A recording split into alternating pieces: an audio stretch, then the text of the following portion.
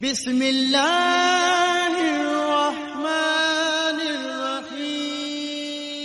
یہ کائنات کی بہت بڑی حقیقت ہے کہ جس کو مشکل آئی ہے نا اس کے لیے اللہ آسانی بھی فرمائے۔ بہت بڑی حقیقت ہے، کیوں کہ قرآن مجید نے کہا فَإِنَّ مَعَ الْعُسْرِ يُسْرًا، إِنَّ مَعَ الْعُسْرِ يُسْرًا، فرمایا بے شک مشکل کے ساتھ آسانی۔ یہ حقیقت ہے قرآن کی بتائی ہوئی۔ اس لیے جہاں جہاں بھی مشکلات ہیں وہ سمجھ لیں کہ بڑی جلدی یہ مشکلات دروازہ بنے گی، اور جیسے ہی دروازہ کھلے گا سامنے آسانیاں نظر آئیں گی۔ حضور غوث اعظم رضی اللہ تعالیٰ عنہ، شیخ عبد القادر الجیلانی رضی اللہ تعالیٰ عنہ فرماتے مجھ پر سخت مشکلات آئیں، یہاں تک کہ بھوک کی وجہ سے، شدت بھوک کی وجہ سے میں زمین پر لیٹ گیا، اور ذرا میں پریشان ہونے لگا تھا کہ خود بخود میری زبان پر یہ آیتیں جاری ہو گئیں فَإِنَّ مَعَ الْعُسْرِ يُسْرًا، إِنَّ مَعَ الْعُسْرِ يُسْرًا۔ فرمایا میں آیتیں پڑھ رہا تھا، اٹھ کے بیٹھا، چلنے لگا، کام میں لگ گیا، چند ہی دنوں میں اللہ نے ساری مشکلات کو آسان کیا۔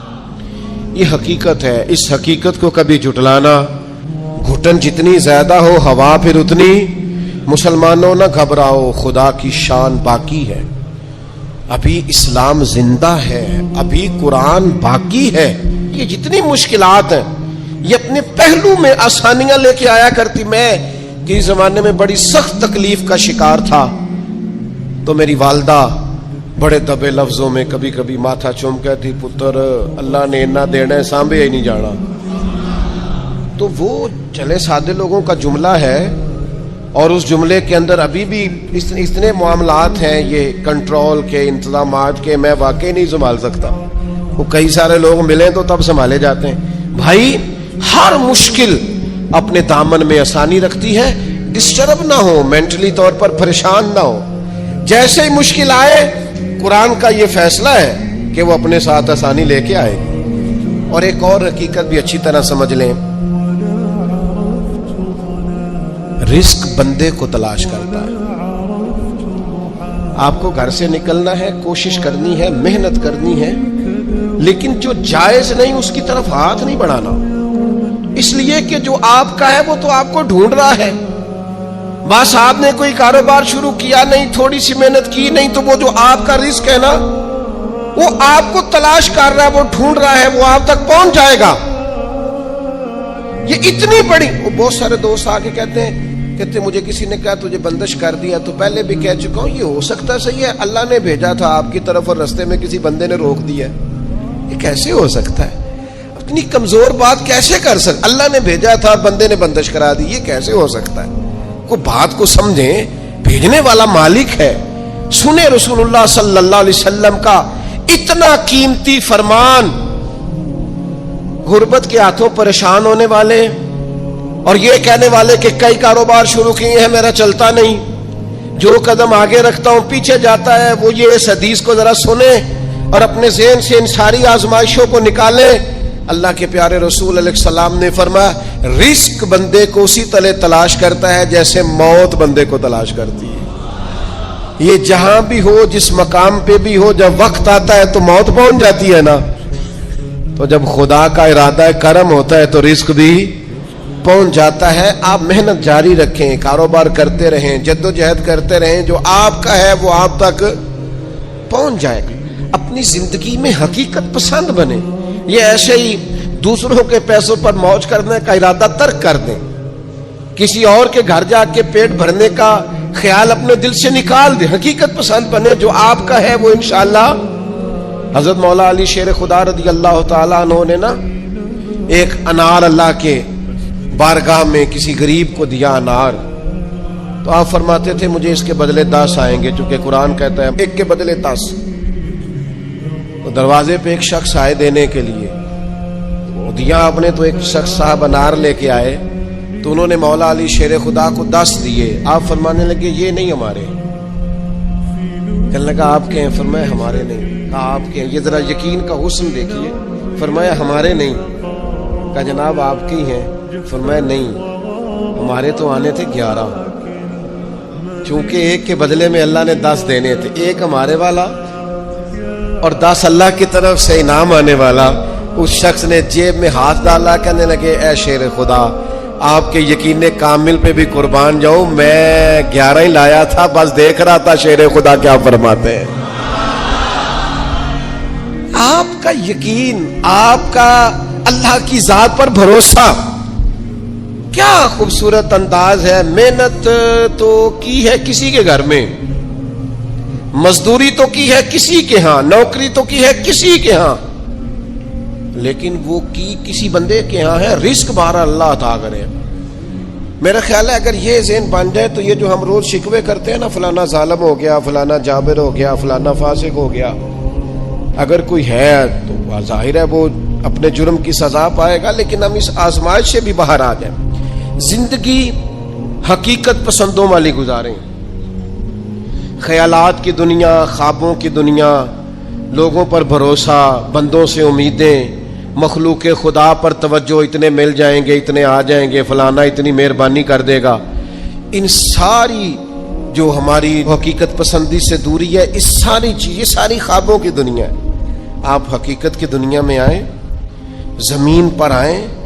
کبھی بھی وہ کسی نے کہا تھا محبت کو سمجھنا ہے تو نہ سے خود محبت کر. کنارے سے کبھی اندازہ طوفان نہیں ہوتا, پانی میں اترے تو پتہ چلتا ہے پانی کتنا کتنا ہے. اس لیے عزیز بھائی, میری بالخصوص نوجوانوں سے گزارش ہے, حقیقت پسند بنو یار. آپ جو نہیں ہیں وہ بننے کی ضرورت, بہت پہلے کہا تھا, پھر کہتا ہوں. ایک بزرگ کہتے ہیں میں ہر ایک سے نصیحت لے لیتا تھا. ایک طوائف گزر رہی تھی تو وہ بھی مجھے نصیحت کر گئی. میں نے اسے کہا کہ پردہ کار اللہ سے ڈر. اس نے ایسا جواب دیا کہ کئی گھنٹے بابا جی بے ہوش رہے. کہتے میں نے کہا پردہ کر اللہ سے ڈر, تو کہنے لگی حضور معاف کرنا, آپ نے ایک بات کی ہے تو ایک میں بھی کر لوں. میں نے کہا بیٹا کر لو. تو کہنے لگی میں انشاءاللہ توبہ بھی کروں گی, پردہ بھی کروں گی, پر ایک بات کرنی ہے, میں جو ہوں وہی کہلاتی ہوں. آپ بتائیے آپ جو کہلاتے ہیں آپ وہ ہیں کہ یا ڈھونگ رچایا ہوا ہے؟ سچ بتائیں. لوگ تو آپ کو ولی اللہ مانتے ہیں, درویش, صوفی, فقیر, خدا ترس مانتے ہیں. آپ نے ڈھونگ رچایا جو آپ ہیں بھی. فرماتے اللہ اکبر کا اور بے ہوش ہو کے زمین پہ گر پڑا, اور پھر میں اسے ڈھونڈتا رہا. زبان خلق کو نکارائے خدا سمجھو. او بھائیو, حقیقت پسند بنو. یہ جو ہم نے بہانے بازی اپنے ساتھ لگائی ہوئی ہے, اپنے ساتھ دھوکہ کرنا چھوڑ دو, اپنے آپ کے ساتھ ظلم چھوڑ دو, اپنے آپ کے ساتھ زیادتی چھوڑ دو, اپنے آپ کے ساتھ جان بوجھ کر خوش فہمیوں میں زندہ رہ کر عمل سے دور ہونا اور اپنے لیے معاذ اللہ قیامت کی سزائیں اکٹھی کرنا, اسے چھوڑ دو. حقیقت حال پر میں, اللہ مجھے معاف کرے, خدا نہ کرے میرے منہ سے کوئی ایسی بات نکلے. یہاں لوگ بچے داخل کرانے آتے ہیں, کہتے ہیں یہ بچہ داخل کر لیں, حفظ کرا دیں, ہماری بخشش کا ذریعہ بن جائے گا. تو میں کہتا ہوں آپ کی ابھی 35-40 سال 45 سال عمر ہے, آپ اپنی بخشش کے لیے خود تیاری کیوں نہیں کرتے؟ یہ بچہ آپ کی بخشش کے تو کرائے گا, حدیث میں موجود ہے. لیکن میرے بھائی یہ کیا بات ہوئی, آپ نہ جائز دیکھیں نہ ناجائز دیکھیں, نہ نماز کا خیال کریں نہ حدود اللہ کا خیال کریں, اور آپ نے ذہن بنا لیا ہے کہ بچہ داخل کرا دیا تو بخشا دے گا. اور وہ جو بخشانے والی بات ہے نا مشکات میں, اس کے بھی لفظ کیا ہے؟ فرمایا جو قرآن مجید کو پڑھے اور قرآن کے حلال کو حلال جانے اور حرام کو حرام جانے, وہ اپنے خاندان کے 10 بندے لے کر جنت میں جائے گا. میں انکار نہیں کرتا, یہ بہت بڑی بشارت ہے. حافظ بندے جنت میں لے کے جائیں گے. اور اعلیٰ حضرت نے لکھا ہے عالم دین کے شاگردوں کی تعداد آسمان کے تاروں کے برابر بھی ہوئی تو اللہ عالم کی سفارش ان کے حق میں قبول فرمائے گا. یہ بات درست ہے, پر یہ کہ آپ بھروسہ کر کے بیٹھ گئے. حضرت ابو ہریرہ رضی اللہ تعالیٰ عنہ نے کہا تھا حضور جو کلمہ پڑھے گا جنت میں جائے گا. تو یہ روایت میں بیان کر دوں تو حضرت عمر قریب تھے, عرض کی حضور اس طرح تو لوگ عمل کرنا چھوڑ دیں گے. تو حضور نے فرمایا ابو ہریرہ رہنے دو, ان کو وہی باتیں بتاؤ جو عمل کے قریب کریں. بڑی خوش فہمیاں ہیں, نا عاقبت اندیشیاں ہیں. کبھی کبھی لوگوں کی باتیں سن کے ہم حیران ہو جاتے ہیں کہ یار چھوڑ دیں, آپ حقیقت پسند بنے, حقیقتوں کا سامنا کریں. ہم دیہاتی لوگ ہیں, ہم دیہاتوں میں دیکھتے تھے لوگ شادی بیاہ کے موقع پر قرض اس بنیاد پر اٹھا لیتے تھے کہ مجھے اتنی سلامی بھی تو اکٹھی ہو جائے گی نا، لیکن قرض تو اکٹھا ہو جاتا تھا پر سلامیاں اکٹھی نہیں ہوتی تھی۔ اس کا لازمی نتیجہ پریشانی، آزمائش، مطالبہ کرنے والوں کی سختی، قرض کے نیچے دبا ہوا انسان، یہ اس کا لازمی اور فوری نتیجہ نکلا کرتا تھا۔ میرے بھائی، حقیقت پسند بڑھیں۔ سب سے پہلے اور سب سے بڑی اس حقیقت کو سمجھ لیں کہ اس کائنات کا خالق اللہ تعالیٰ، یہ سب سے بڑی حقیقت ہے۔ اس حقیقت کے سائے میں جو لوگ زندگی گزارتے ہیں وہ لوگ کبھی بھی دشواریوں کا شکار نہیں ہوتے، کبھی بھی الجھاؤ کا شکار نہیں ہوتے۔ سب سے بڑی حقیقت یہ ہے کہ اللہ ہمارا رب ہے، خالق ہے، مالک ہے، رازق ہے، اور پھر سب سے بڑھ کر رحمان ہے اور رحیم ہے، پھر سب سے بڑھ کر غفار ہے اور ستار ہے۔ اس حقیقت کو سمجھ لیں۔ اللہ تعالیٰ نے قرآن مجید میں اس حقیقت کا اس طرح اظہار فرمایا، کیف تکفرون باللہ وکنتم امواتا فاحیاکم، تم کس طرح اللہ کا انکار کرتے ہو حالانکہ تم بے جان تھے، اس نے تمہیں زندگی عطا کی، کچھ نہیں تھے تم، عدم میں تھے، اس نے تمہیں وجود دیا، اور پھر ارشاد فرمایا ثم یمیتکم ثم یحییکم، پھر تمہیں مارے گا اور پھر تمہیں زندگی عطا کرے گا، ثم الیہ ترجعون، پھر تمہیں اسی کی طرف لوٹ جانا ہے۔ کبھی اس حقیقت سے کوئی شخص آنکھیں نہیں پھیر سکتا کہ یہ جو اس کا اپنا وجود ہے یہ بھی سارے کا سارا اللہ تعالیٰ کی مشیت اور اس کی رضا پر مبنی۔ اس نے اپنا وجود بھی اپنی مرضی سے تشکیل نہیں دیا، قد کاٹ اپنی مرضی سے تشکیل نہیں دیا، حسن و جمال اپنی مرضی سے تشکیل نہیں دیا، تو پھر کیسی عجیب بات ہے یہ روزمرہ کے معاملات اپنی مرضی سے تشکیل دینا چاہتا ہے۔ اسے چاہیے کہ جس طرح اس کا وجود، اس کا حافظہ، اس کے چہرے کی ساخت اس کی اپنی مرضی کی نہیں، رب رسول کی مرضی کی ہے، تو پھر یہ بھی زندگی اپنی مرضی کی نہ گزارے، اس حقیقت کا قائل ہو جائے کہ جینا بھی اسی طرح ہے جو حکم اللہ تعالیٰ نے ارشاد فرمایا۔ لیکن زندگی اللہ کی دی ہوئی، رزق اللہ کا دیا ہوا، سانسیں اللہ کی دی ہوئی، لوگ جینا اپنی مرضی سے چاہتے ہیں۔ یہ حقیقت پسندی سے دور بات ہے۔ جس شخص نے جو مشینری بنائی ہے آپ اسی سے پوچھیں گے اس کو کیسے چلانا ہے، آپ اسی سے دریافت کریں گے کہ کیا چیز استعمال کرنے سے صحت ٹھیک ہوگی، کیا استعمال کرنے سے خراب ہوگی، آپ اسی طبیب حکیم کے مشورے سے چلیں گے۔ ہم من چاہی زندگی چاہتے ہیں تو سب سے پہلے تو اس حقیقت کو سمجھ لیں کہ کائنات کا رب، اور جب بنائی اسی نے ہے تو چلے گی بھی اسی کے حکم کے ساتھ۔ دوسری بات، پوری دنیا اس بات کو اچھی طرح تسلیم کر لے کہ اللہ کے لاڈلے اور آخری نبی جناب محمد الرسول اللہ ہے صلی اللہ تعالی علیہ وسلم۔ اللہ تعالی نے ساری دانائیاں، ساری خوبصورتیاں، سارا وقار اور ساری عزتیں نبی پاک کی غلامی میں جمع کر دی۔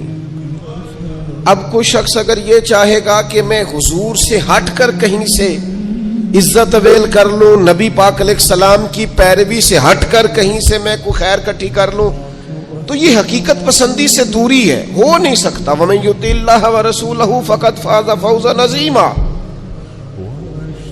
کامیابی اسی شخص کو ملے گی جو اللہ اور اس کے رسول کی فرما برداری کرے گا۔ یہ کائنات کی سب سے بڑی حقیقت ہے کہ ساری کامیابیاں، سارا حسن، سارا کمال، ساری خوبصورتیاں حضور کی سنت اور شریعت سے وابستہ ہے۔ ہم جتنا مرضی نئے دور کا فیشن اوڑھ لیں، جتنا مرضی بھاگ لیں، جہاں تک ہماری رسائی ہے ہم جا لیں، لیکن حق اور سچ یہی ہے کہ قل ان کنتم تحبون اللہ فاتبعونی یحببکم اللہ۔ اللہ کہتے ہیں محبوب ان سے فرما دیں اگر یہ رب سے محبت کرنا چاہتے ہیں تو آپ کی غلامی کریں، اللہ انہیں اپنا محبوب بنا لے گا۔ سب سے بڑی حقیقت یہ ہے۔ دوسری بات جو بڑی سمجھنے والی ہے اور غور کرنے والی ہے، اسی سے وابستہ، کہ یہ بھی کائنات کی سب سے بڑی حقیقت ہے کہ نبی کریم اللہ کے آخری نبی ہیں۔ ما کان محمد ابا احد من رجالکم ولکن رسول اللہ وخاتم النبیین.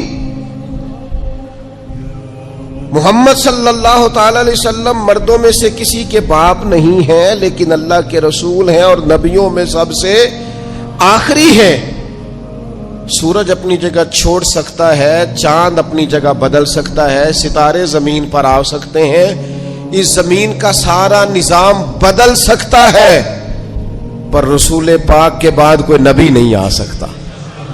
یہ طے شدہ حقیقت ہے. آج جو لوگ قادیانیوں کے بارے میں, مرزائیوں کے بارے میں اپنے دلوں میں نرم گوشے پیدا کرتے ہیں اور وہ روغن خیالی کا مظاہرہ کرتے ہیں, وہ اچھی طرح سمجھیں کہ کائنات کی سب سے بڑی حقیقت یہ ہے کہ رسول پاک آخری نبی ہیں, اور اس حقیقت سے کوئی انکار کر سکتا؟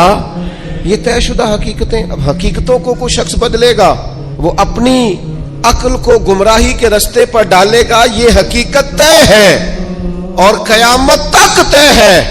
اور فرما گئے ہیں ہادی کہ لا نبی بعدی, خود فرما دیا ہے نبی پاک علیہ السلام نے کہ میرے بعد کوئی نبی آ سکتا. تو اس حقیقت کو میرا خیال ہے ہر شخص کو منوان تسلیم کر لینا چاہیے. تیسری بات, کائنات کی سب سے بڑی حقیقت یہ ہے, ان حقیقتوں کے بعد کائنات کی, اللہ رسول کو ماننے کے بعد کائنات کی سب سے بڑی حقیقت یہ ہے کہ دنیا میں جو آیا ہے اسے دنیا چھوڑ کر جانا ہے. بہت اچھا محل بنا لے, بہت اچھا گھر بنا لے, بہت آسودہ زندگی بنا لے, جتنے زندگی کے لیے اسباب درکار ہے وہ سارے جمع کر لے, لیکن کل نفس ذائقۃ الموت, اس حقیقت کا انکار نہیں کہ دنیا بہرحال انسان نے چھوڑ کر جانا ہے. بڑے بڑے محلات ہوں یا آپ کٹیا میں رہتے ہو, بہت بڑا بنگلہ ہو یا جھونپڑی میں وقت گزرتا ہو, بہرحال موت کا ذائقہ چکھنا ہے. ہم حقیقت پسندی کا مظاہرہ نہیں کرتے. حضرت موسیٰ علیہ السلام کے پاس جناب اسرائیل آئے, میں جان نکالنے آیا ہوں, ایک تماچا رسید کر دیا. اللہ کے حضور حاضر ہو کے عرض کی مالک وہ جناب کلیم نے تو یہ کیا ہے, جلالی ہیں آپ اپنی طبیعت کے تعلق سے. تو فرمایا ان سے جا کے کہیے کہ وہ بیل کی پشت پر ہاتھ رکھیں, جتنے بال نیچے آئیں گے اتنے 1000 سال عمر بڑھا دی جائے گی. تو حضرت اسرائیل عرض گزار ہوئے, اللہ کے پیارے کلیم علیہ السلام آپ بیل کی پشت پر ہاتھ رکھیں, جتنے بال آپ کے دستے مبارک کے نیچے آئیں گے اتنے سالوں عمر بڑھا دی جائے گی. تو حضرت کلیم نے پوچھا پھر چلے 1000 سال ہو گیا, پھر نے کہا حضور پھر جانا تو ہے. تو پھر حضرت کلیم نے حقیقت پسندی کا سبق دیا, فرمایا اگر جانا ہے تو پھر آج ہی چلتے ہیں. او بھائی یہ زندگی ایک دن ہو یا 100 سال یہ گزر جاتی, دوش پر کملی ہو یا کہ شال گزر جاتی ہے. چلو گر امیروں کی بہے اقبال گزر جاتی ہے تو غریبوں کی بہرحال گزر جاتی ہے. یہ گزر تو جائے گی, ایسا تو نہیں ہے کہ یہ رکے گی. تو موت اٹل حقیقت ہے, لا ریب ہے, بس چھوٹا سا فرق ہے. کافر کہتا ہے جتنی موج کرنی ہے دنیا میں کر لو, بعد میں فنا ہے. مومن کہتا ہے بقائی اس دن شروع ہونی ہے جس دن قبر میں مدینے والے کی پہلی زیارت کرنی ہے. بس سوچ میں اتنا سا فرق ہے. ہم کہتے ہیں نقطہ آغاز وہ دن ہے جس دن قبر میں جائیں گے, لحد میں عشق رخ شاہ کا داغ لے کے چلے, اندھیری رات سنی تھی سو چراغ لے کے چلے, اور تیرے غلاموں کا نقش قدم ہے راہ نجات, وہ کیا بھٹک سکے جو یہ چراغ لے کے چلے. مومن اپنی زندگی کو مرتب کرتا ہے, وہ سمجھتا ہے یہاں مجھے اللہ کی رضا کے مطابق جینا ہے, اپنے مالک کریم کے حضور سجدہ ریز رہ کر, سرنگو رہ کر وقت گزارنا, اور پھر قیامت کے دن اللہ کا فضل اور اس کا کرم مجھے نصیب ہو جائے گا. موت اٹل حقیقت. میں آپ سے عرض کروں, کوئی نہیں تیاری کرتے لوگ موت کی. جتنی محنت ہے صرف جینے کے لیے, جتنی جدوجہد ہے صرف زندگی گزارنے کے, جتنا وقت ہے صرف 60-70 سال کے لیے. ہمارا اور صحابہ کا فرق یہ تھا کہ وہ جتنی محنت کرتے تھے وہ مرنے کے لیے کرتے تھے. ہم جو کچھ بھی کر رہے ہیں ہم जीने के लिए कर रहे हैं। हमें हर सूरत जीने के असबाब जमा करने, और उनका ख्याल ये था कि असल कामयाबी आखिरत की कामयाबी है। वल आखिरतु खैरुम व अबका, आखिरत खैर वाली भी है, रहने वाली भी है। आखिरत के अकाउंट को मजबूत रखते थे, वहां नेकियां हर रोज जमा कराते थे। कब्र की वो 2 फुट की जगह, उसको खूबसूरत बनाने के लिए वो जिंदगी में गुनाहों से, ऐबों से, जुर्मों से, नाफरमानियों से बचते थे। सारी जद्दोजहद जीने के लिए की, और फिर हाल ये हुआ कि दुनिया से जाते वक्त वसीयतें शुरू कर दी। पुत्र इतने 1000 रुपए फलां जगह खिरात कर देना, इतने लाख फलाने को दे देना। और भाई साहब जितने आपने जिंदगी में दिए हैं बच्चों ने भी उतने ही देने हैं। आप फिक्र न करें, जितनी आपने अपने अब्बा जी के लिए दुआएं की हैं उससे थोड़ी कम होंगी, ज्यादा नहीं होंगी। अल्लाह फरमाते हैं इंसान को वही मिलता है जिसके लिए वो कोशिश करता है। आपने उम्र भर दुनियादारी के लिए कोशिश की तो नतीजा सामने है। इधर आंखें बंद होती हैं, उधर बेटे एक दूसरे पे केस करा देते हैं। ये प्लाट तो अब्बा जी मुझे कह गए थे, यहां तो कच्चा रुका मेरे पास भी है, यहां तो 3 आदमियों से पूछ ले वो मेरे नाम थे। फितने, फसादात, लड़ाइयां और दंगे। खुदारा इस हकीकत को समझ क्यों नहीं लेते कि दुनिया छोड़ के जाना? इस नजरिए को भांप क्यों नहीं लेते कि थोड़े दिनों के लिए आए? ये ज़हन हमारा बन क्यों नहीं जाता? रसूल करीम ने सहाबी का कंधा पकड़ के हिला के कहा था, मुझे तुझसे बड़ा प्यार है। तो या रसूलल्लाह हुक्म फरमाया, कुन फिद दुनिया का अन्नका गरीबुन अव आबिरुन सबील कमा क़ाल सल्लल्लाहु अलैहि वसल्लम। फरमाया हकीकत पसंद रहना, दुनिया में यूं वक्त गुजारना जैसे मुसाफिर गुजारते, राहगीरों की तरह जीना। वो भाई सुबह से शाम तक कोई तो कोशिश करो, दुनिया छोड़ के जानी है, मर जाना है। हमसे ज्यादा बुलंद पाया लोग गुजरे, हमसे पहले जितने थे सारे बुलंद दर्जात के थे। माली तौर पर मजबूत लोग गुजरे, अकली तौर पर मजबूत लोग गुजरे, सरमाया ज्यादा था गुजर गए, इल्म ज्यादा था गुजर गए, फहम ज्यादा था गुजर गए, हिकमत ज्यादा जानते थे गुजर गए, दानाई ज्यादा जानते थे गुजर गए। हजरत इब्राहीम अलैहिस्सलाम के पास जनाब इजराइल हाजिर हुए, अर्ज की हुजूर चलिए अल्लाह करीम की बारगाह से पैगाम अजल लाया। तो हजरत खलील अलैहिस्सलाम अर्ज करने लगे, मालिक कोई खलील भी अपने खलील के लिए पैगाम अजल भेजता है? तो मालिक ने फरमाया, कोई खलील भी अपने खलील की मुलाकात को नापसंद करता है, तो मिलने के लिए बुलाया है, तो आइए ना। और इसकी मालिक को पैगाम कभी पहले आ जाता, तैयारी कर लेते। तो कहा, इब्राहीम तंदुरुस्त जिस्म में जिस दिन पहला दर्द हुआ था तो पहला पैगाम ही तो भेजा था। स्याह बालों में जिस दिन सफेद बाल चमके थे तो पैगाम भेजा तो था। जिस दिन सीधी कमर दर्द से थोड़ी झुकने लगी थी तो पैगाम भेजा तो था। ये पैगाम तो यके बाद दीगरे आते रहे, आए पैगाम आए। कभी दादा की चारपाई को कंधा दिया, कभी दादी की चारपाई को कंधा दिया, कभी रिश्तेदारों के जनाजे पड़े, कभी माँ बाप के जनाजों को कंधे दिए। वक्त तो सारे देखे, लेकिन क्या ख्याल था सिर्फ उन्होंने दुनिया छोड़नी थी। हमारा यहाँ पक्का इरादा है, बहानेबाजी करते हैं हम लोग। मैं बच्चों के लिए कर रहा हूं। जिन बच्चों के वालिदैन उनकी पैदाइश से पहले दुनिया से चले जाते हैं, वो बच्चे पला नहीं करते, उनके यहाँ रिस्क नहीं आया करता। आप जायज नाजायज इकट्ठा कर रहे हैं बच्चों के लिए, झूठ बोल रहे हैं आप। खुदारा इस हकीकत को समझना, ऐसे ही हकीकत पसंदी से दूर ना हो जाना। मौत हर वक्त तलाश करती है, ढूंढ लेती है, एक साथ आगे ना एक साथ पीछे, फिर जाना है और बहरहाल जाना है। भूल जाते हैं लोग, नई दोस्तियां बना लेते हैं लोग,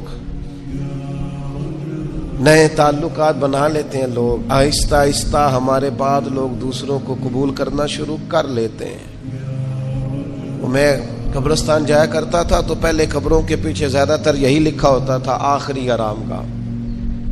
کچھ عرصہ پہلے چند سال ہوئے میں قبرستان گیا تو ایک قبر کے کتبے کی بیک سائڈ پہ لکھا تھا میں بہت اہم تھا، یہ میرا وہم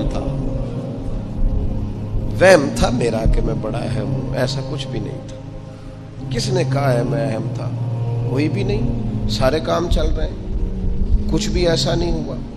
بھائی اس حقیقت کو سمجھو، جانا ہے اور بہرحال جانا ہے، اور دنیا کو بہرحال چھوڑنا۔ حقیقت پسند بنے، اور یہ جو سہارے ہم نے لیے ہوئے ہیں جان بوجھ کر جھوٹ کے اور ڈانگ ٹپاؤ پالیسی کے، دیکھی جائے گی بس ٹھیک ہو جانا ہے بس تھوڑا، یا اس سے باہر آ جائے۔ اب کتنی کو دیر، کتنا کو بچپنا، کتنا کو لڑک پن، کتنے کو شغل، کتنا کو تصویروں کی دنیا کی زندگی، کتنا کو خواب۔ میں ایک دوست شکوہ کرنے لگے، کہنے لگے تھوڑا سا الجھ گیا تھا، امید تھی مجھے ڈھیر سارے دوست آ جائیں گے اور میری اس پریشانی میں میرے ساتھ کھڑے ہو جائیں گے اور میں نکل جاؤں گا اس پریشانی سے۔ تو میں نے کہا یہ تو خوابوں کی زندگی ہے، جتنے لوگوں کے ساتھ آپ زندگی میں کھڑے ہوئے اتنوں نے آپ کے ساتھ کھڑے ہونا تھا۔ آپ خود اندازہ کر لیں، ہمیں بہت ساری چیزیں یاد آتی ہیں جب ہمیں کوئی کام بتاتا ہے تو سیم صورتحال دنیا کی ہے۔ ہم حقیقت پسند نہیں، کہانیوں کی دنیا میں زندہ ہیں، رنگوں کی دنیا میں زندہ ہیں، تصویروں کی دنیا میں زندہ ہیں، لائکس اور کمنٹس کی دنیا میں زندہ ہیں، سٹیٹس کی دنیا میں زندہ ہیں۔ حقیقت کچھ اور ہے، افسانہ کچھ اور ہے، خواب کچھ اور ہے، دن کا اجالا کچھ اور ہے۔ میرے بھائی سفر گھر بیٹھ کے میپ پر ماپنا اور ہے، اور سواری پر بیٹھ کر وہ منزلیں طے کرنا کچھ اور ہے۔ یاد رکھنا، گھر بیٹھ کر یہ کہنا کہ میں آیا یہ اور ہے، اور جب پاؤں میں آبلے پڑ جائیں، چھالے پڑ جائیں، اور جب ذہن چکرانے لگے اور گاڑیوں میں بیٹھتے نظریں گھومنے لگے تو اس وقت منزلوں کا تعین کرنا یہ کچھ اور ہے۔ جسے زندگی ہو پیاری وہ یہیں سے لوٹ جائے۔ اپنی زندگی میں حقیقت پسند بنے، کم از کم میں، کم از کم آپ، ہم تو اتنا سوچیں کہ یار بس جو اصل ہے اس پر رہیں، اصل سے آگے بڑھنے کی کوشش نہ کریں، ورنہ پھر زندگی ہواؤں کی نظر ہو جائے گی۔ خوابوں میں جینے کی ضرورت نہیں ہے، آپ آنکھ کھولیں، بیدار ہوں اور بیداری میں زندگی گزاریں۔ آپ کو لطف آئے گا کہ جو آپ ہیں وہی آپ کر رہے ہیں۔ میں اللہ کے حضور بڑے درد دل سے آج عرض گزار ہوں، اے اللہ پوری دنیا کے مسلمانوں کو، پاکستان والوں کو اللہ حقیقت پسند کر دے، محنت کا عادی کر دے، کردار و عمل کو ٹھیک کرنے والا کر دے، آسانی والا کر دے، شعوری زندگی گزارنے والا کر دے۔ گفتگو کرنا، بات کرنا لوگوں کا اتنا یہ خطرناک مزاج ہے، ایک جملہ کہہ کے لوگ سائڈ پہ ہو جاتے ہیں، بندہ بیچارہ ساری رات تڑپتا رہتا ہے۔ ایک فکرے کا تبصرہ کر کے لوگ کونے میں چھپ جاتے ہیں، اور کسی آدمی کے لیے وہ اسے سولی پہ لٹکا جاتے ہیں۔ اپنی زبان کے تیروں سے لوگ پریشان کرتے ہیں۔ پہلے تو اللہ سے یہ معافی مانگیں کہ رب اس جرم سے ہمیں محفوظ فرمائے۔ کوشش کریں کہ آپ اس جگہ سے بچیں جہاں باتیں ہو رہی ہوں، تو فٹافٹ اس کا حصہ بننے کی کوشش نہ کریں، بلکہ آپ کے پاس جب تک کوئی شرعی ثبوت نہیں ہے تب تک آپ اس بات کا حصہ نہ بنیں۔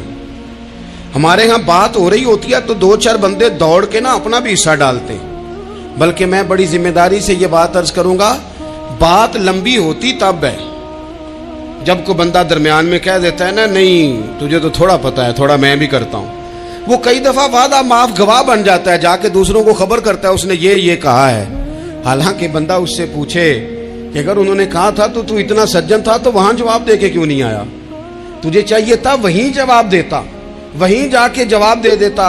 اور اب تو لوگوں کی زبانیں اتنی لمبی ہو گئیں کہ وہ صحابہ تک چلی گئی ہیں، اہل بیت نبوت تک چلی گئی۔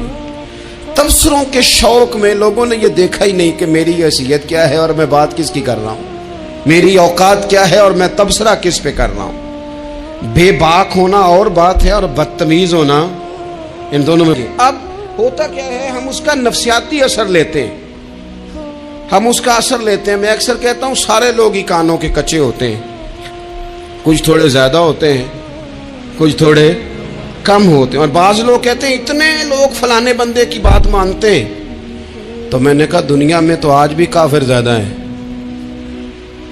کافر زیادہ ہیں, شیطان کے پیروکار آج بھی. تو زیادہ ہونا کوئی حق کی دلیل ہے ہمیشہ؟ یہ کیا بات ہوئی کہ فلانے کی اتنے لوگ بات مانتے ہیں؟ یہاں تو میں نے یہ دیکھا ہے اس معاشرے میں کہ جھوٹے سے جھوٹا آدمی, اس کے بھی فالوور ہوتے ہیں. دغے باز سے دغے باز بندہ, اس کے بھی گویوں کے فالوور, اداکاروں کے فالوور, فلانے کے فالوور. اس کا یہ تو بھئی انسان کا مزاج ہے. ہر بندہ کانوں کا کچا ہے, کوئی تھوڑا زیادہ کچا ہے, کوئی تھوڑا کم کچا ہے. تو باتیں تو ہوگی, لوگ منہ میں زبان رکھتے ہیں تو گفتگو تو کریں گے. اب یہ اثر لینے والے پہ ہے کہ وہ اس کا اثر کس طرح کا لیتا ہے. ہمارے ہاں بڑے بڑے سمجھدار لوگ نفسیاتی ہو جاتے ہیں, بڑی بڑی سمجھدار خواتین نفسیاتی ہو جاتی ہیں. میری ساس باتیں کرتی ہے, میری نند باتیں کرتی ہے, مجھے فلانا باتیں کرتا ہے, مجھے فلانا. بھائی باتیں, جس کے منہ میں زبان ہے اس نے بات تو کرنی ہے. اب آپ نے کیوں یہ دعویٰ کر لیا ہے کہ آپ اتنے اونچے چلے جائیں کہ آپ کو بات ہی کوئی نہ کرے؟ کیا حرج ہے اس میں؟ اگر کوئی آپ کو بات کر دے تو کیا ہے, ہم کسی نے کر لی تو پھر کیا ہوا؟ اس کا اتنا اثر قبول کرنا کہ ساری رات سونا ہی نہ, پریشان ہو جانا. اور بعض لوگ ایسے ہیں جنہیں اتنی باتیں نہیں ہوتی جتنی انہیں ٹینشن ہوتی ہے. یعنی وہ دو بندے کونے میں کھڑے ہیں تو میری ہی بات کر رہے ہیں. اور بھائی تو اتنا اہم نہیں ہے, انہیں کوئی اور کام بھی ہو سکتا ہے, تیری بات ہی انہوں نے کرنی. پیچھے جب فوجیں لگی نا مختار کی, تو امام زین العابدین مدینے کے مضافات میں رہتے تھے, خیمہ لگا لیا تھا, اللہ اللہ کرتے. مختار کی فوجیں شمر کے پیچھے لگیں, گرمی کا موسم, گھوڑے پیچھے ہیں, چھپتا چھپاتا دوڑتا. گرمی میں تھوڑا بہت دوڑنا پڑے تو زبان باہر آ جاتی, اور انسان کے وجود کی عجیب کیفیت ہوتی. شمر ادھر آ گیا جہاں امام زین العابدین کا خیمہ تھا. اس نے دیکھا کہ ایک گھر ہے, چھپنے کی جگہ, دوڑ کے اندر داخل ہوا. امام مصلی پہ بیٹھے تھے, یوں نظر اٹھائی. کیا شان ہے رسول کریم کے گھرانے, کیا انداز ہے گھرانے کا. یوں نظر اٹھائی, فرمایا پردیسی پانی پینا ہے. بند کرنے والا تھا پانی. پانی پینا ہے؟ کہنے لگا پینا ہے. شمر کہتے میں سمجھا کہ پہچانا نہیں امام زین العابدین, پہچانا نہیں. وقت بدل گیا, حالت بدل گئی. وہ تاج و تخت والے آج رسوا ہیں. امام زین العابدین خود اٹھے. سننا اور یاد رکھنا, اٹھے, برت پیالے سے پانی, اپنے مٹکے سے پانی پیالے میں ڈالا, پھر ایک پیالہ دیا, پھر دوسرا دیا, اور پیو گے, تیسرا دیا. شمر کہتے جب میں سیر ہو کے پانی پی لیا نا تو مجھے تو گمان تھا نا پہچانے نہیں. تو میں اجازت لے کے باہر نکلا تو میں نا پانی تو پی لیا پر پانی پانی ہو گیا. ہم تو دشمن کو بھی پاکیزہ سزا دیتے ہیں, ہاتھ اٹھاتے نہیں, اسے اس کی نظروں سے گرا دیتے ہیں. کہتے ہیں کہ پانی پانی ہو گیا. یار میں نے پانی بند کیا, پیاسے رکھا 3 دن اور مجھے پلا رہے ہیں. شرم آئی اور میں نے کہا مر تو اب جانا ہی ہے. تو زین العابدین سے سچی بات نہ کر لے. میں اندر گیا تو امام پھر گردن جھکائے بیٹھے تھے. تو میں نے کہا زین العابدین شاید آپ نے پہچانا نہیں. تو امام صاحب نے نظریں اٹھائی تو آنکھوں میں آنسو تھے. فرمایا کیوں نہیں پہچانا؟ جب تو اندر داخل ہوا ہے تو مجھے 6 مہینے کا علی اصغر اسی وقت یاد آ گیا تھا. جب تو اندر آیا ہے تو میرے چچا کے کٹے ہوئے بازوؤں میں جو درد تھا اور میری پھپھی کی آنکھوں میں جو آنسو تھے مجھے سارے یاد آئے تھے. اور وہ کہاں کربلا اور کہاں دمشق تم نے نیزے پہ لٹکا کے میرے باپ کا جو سار گلیوں میں گھمایا مجھے سارا یاد آیا تھا. شمر کہتا میں نے گھبرا کے کہا پھر پانی کیوں پلایا؟ اگر پہچان گئے تھے تو پانی کیوں پلایا؟ کہتا یوں کر کے آنسو پوچھے امام نے. فرمانے لگے میری مجبوری ہے, میں ساقی کوثر کا نواسا ہوں, میری مجبوری ہے, مجھے پلانا تھا, میں مجبور ہوں اس لیے کہ مصطفیٰ کا نواسا ہوں. انہوں نے ہمیں سکھایا ہے کہ جو پانی نہ دے اسے پیالے بھر بھر کے پلانا چاہیے. کدھر گیا میرا اور آپ کا کردار؟ چھوٹے چھوٹے دل, اتنی اتنی بات میں جھگڑا. ہو سکتا ہے ساقی صاحب سے بھی بہتراز ہو جاتا اگر سٹیج پہ بڑی کرسی نہ رکھتے. اتنا سا دل بس. ہو سکتا ہے بگڑ جائے ایک دوسرے سے کہ مجھے بلایا ہی نہیں, نعرے نہیں لگائے, بندہ استقبال کوئی نہیں بھیجا. او بھائی یہ تو چھوٹے لوگ اس طرح کی باتیں کرتے ہیں, یہ تو کچی پکی باتیں. جو آدمی بڑا ہوتا ہے وہ استقبال سے بڑا نہیں ہوتا. جو بڑا ہوتا ہے وہ بڑی کرسی سے بڑا, جو بڑا ہوتا ہے وہ آگے بیٹھنے سے بڑا نہیں ہوتا. صدر صدر ہی ہوتا ہے, وہ جہاں بھی بیٹھ جائے وہ صدر ہی ہے. ان چکروں سے باہر آئیں. اہل بیت اطہار کا اسوہ نور، خوبصورتی. بات کو سمیٹنا ہے چونکہ وقت عشاء قریب ہے. کیوں نکلے امام حسین یزید کے خلاف؟